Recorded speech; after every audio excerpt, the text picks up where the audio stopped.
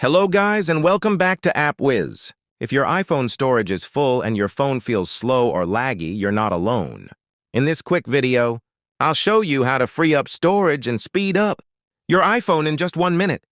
No apps needed, so let's get started. iPhone storage full and your phone feels slow? Don't worry, here's how to fix it in just 1 minute.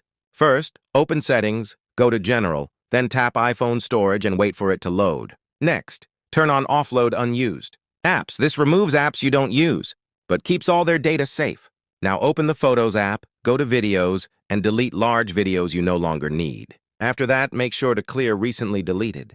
Then go back to iPhone.